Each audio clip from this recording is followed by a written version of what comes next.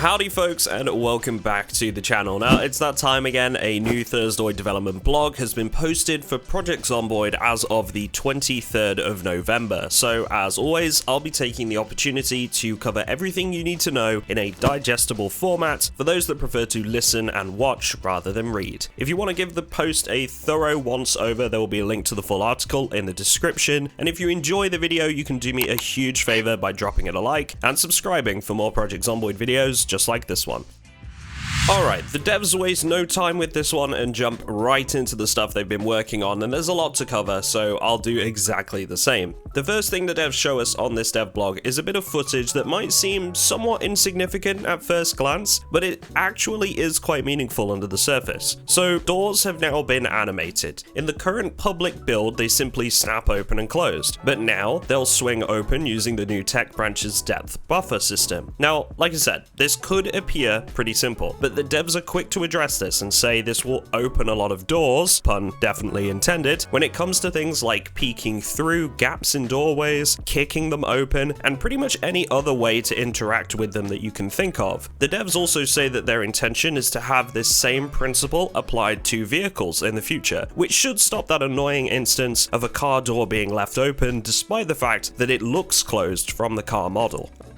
Okay, so doors aside, let's look at the meat of this update. We're back onto the crafting system, with the devs taking a specific look at blacksmithing, since this has come a long way in the last month. There's going to be some pictures on screen during this segment of some of the new creations we've been shown in this dev blog, whilst I talk about this section. Now, Blair steps up at this point of the Thursdoid to explain that items are being added almost daily at the moment, as art assets are being delivered, which is pretty exciting stuff. We get a look at some of the weapons that are clearly made by the blacksmithing skill, which Blair explains will look more rugged than the lootable versions you'll find in-game on account of being made post-apocalypse. The tiers, workstations, and materials for crafting have already been worked out, with many of the recipes already completed as well. In many cases, there's going to be multiple versions of each item, representing a different tier of the item itself through the improvement of skill, materials, and so on. These will differ in both appearance and performance. Blair explains that there's still some work to be done on things like animations for blacksmithing, with various fire and smoke effects, as well as significant balancing tweaks following testing, but that other than these things, the blacksmithing skill can be considered mostly done at this stage, which is positive to hear. Following this, we get a look at some actual ore deposits placed in the world, which is important to the crafting trees in many ways, since the developers are going for a ground-up approach that allows the players to theoretically find everything they need from a wilderness environment with no looted items to be found. The devs do give a disclaimer here that they are aware this is a bit quote-unquote gamey, and they are potentially looking to refine this system in the future, but for now, it suits their needs. So yeah, we're going to have some proper mining on our hands. Something the developers don't mention here though, that immediately came to my mind, was the fact that they're exploring underground areas in Build 42. So does that mean that we could theoretically see proper underground mines and caves? Who knows? It's something to think about perhaps going forward, but other than that, nothing has been confirmed. Now, Blair goes into a bit more detail with the process involved with these deposits in the next paragraphs, explaining that once a deposit has been smashed up to acquire some ore, this can then be taken to a primitive forge and furnace, combined with charcoal from a charcoal pit in order to extract an iron bloom from the ore. A hammer and tongs are then used to beat the ore into workable iron. As expected, this can then be used to make iron implements like tools or nails. So we're going into quite a bit of detail now, and we can finally understand the process from the very start, acquiring the ore, to the finished product, which would be our tools. Eventually, we'd be able to work up to a kiln, which would allow the production of coke used in steel production, as well as other benches needed in higher crafting tiers like grindstones and anvils. Blair goes into quite a bit of detail here, which is great to see because it means things are being properly thought out ahead of the creation.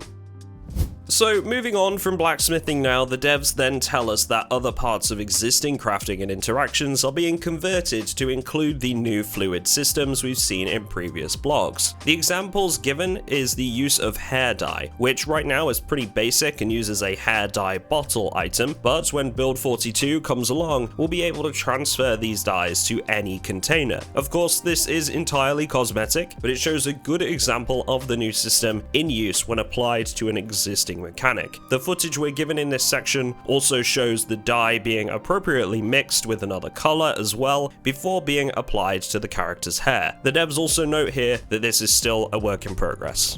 Alright, so we're on to fuel next, specifically the kind you'll get from gas pumps at various stations scattered throughout Kentucky. At the moment, I think it's fair to say that you'll never really find fuel to be a problem, even if you set it to the lowest possible starting amount in the sandbox settings. The developers have acknowledged that they haven't gone far enough with previous work in this area, so going into build 42, we'll be able to set the minimum and maximum potential amounts of stored gas in the pumps, as well as how likely it is they'll spawn without gas entirely. We'll be getting some more user-friendly right-click feedback from the pumps as well, telling us stuff like required power and how much remains in the pumps so that admins on multiplayer servers can check on the current status and make any tweaks that they see fit. The devs have also added more visible fuel caps to vehicles and included a fuel side indicator icon on the vehicle dashboard, which I know many players have been using mods for up until now, so it's good to see that this is being included as a vanilla feature. Next up, the developers move on to some more combat voices and audio. Now, we've seen a couple of characters so far, and the devs have told us we should have some more voices on the way. But in this dev blog specifically, it's been confirmed that we'll have 4 male and 4 female voices coming to the game that we can choose between at the character creation screen. We're then given some footage, which I'll let play in the background without my voiceover for you folks. Just keep in mind that exertion noise frequency isn't fully balanced yet according to the dev team. Enjoy.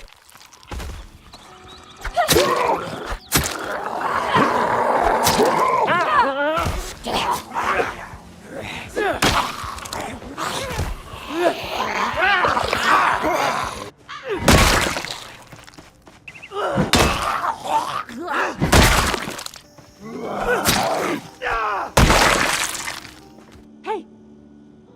Hey!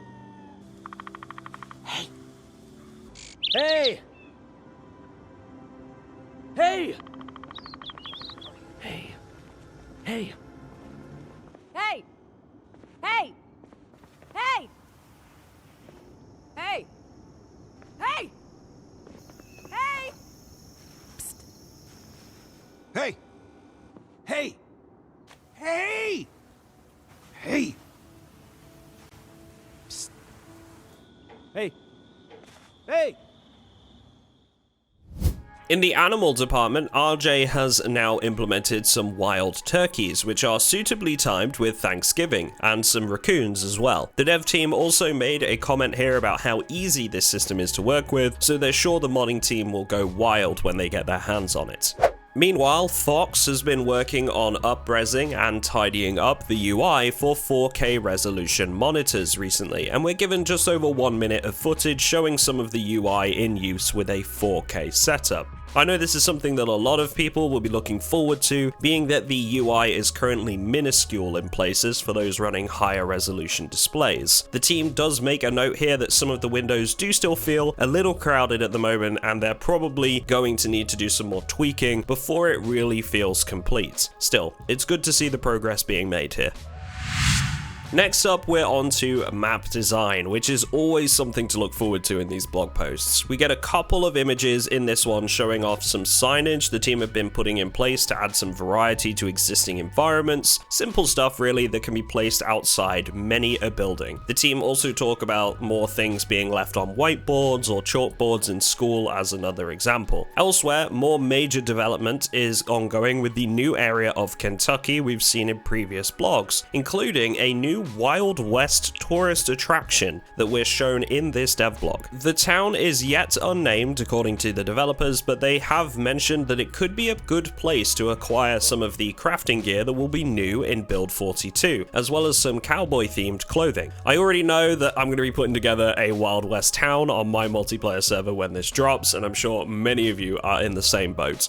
We've got some new fashion coming in with this month's post as well, showing off some more Survivor-ish looking clothing sets that are much more suitably post-apocalyptic than some of the existing clothing. The team have been working on crafted straps, metal shin guards, and other protective armor options ready for Build 42. Significant work has also been happening to reduce clipping with certain combinations of clothing, which apparently became much more frequent with the additions of some of these new clothing items. Clothing and body locations can now have set definitions, which then instructs the game to use an alternate clothing model in particular circumstances. Now, for example, if you're wearing a bulky jacket and then equip some arm guards, the model will be different to if you're wearing a t-shirt with the same arm guards. The devs feel this is going to have some great results with clothing mods going forward from Build 42. We'll be able to wear mismatched padding items like shin pads, but these items will be found in pairs on zombies according to this blog post. Now, taking a closer look at the images we are shown, we can see various face masks, American football gear, shin pads, and arm guards in use in various designs and combinations.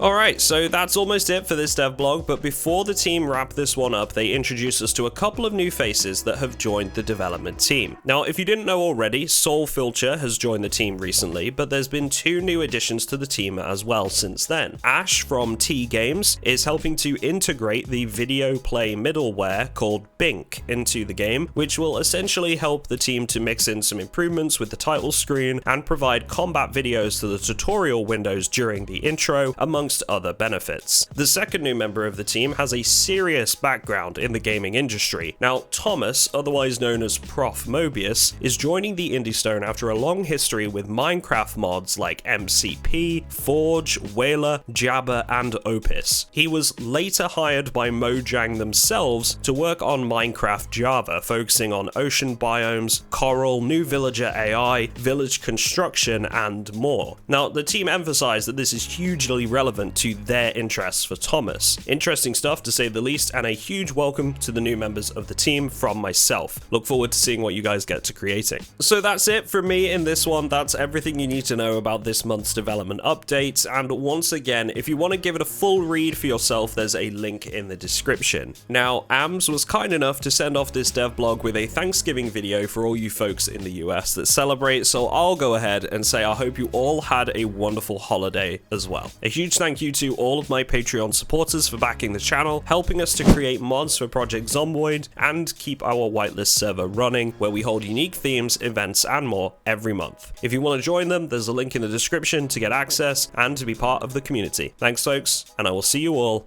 in the next one.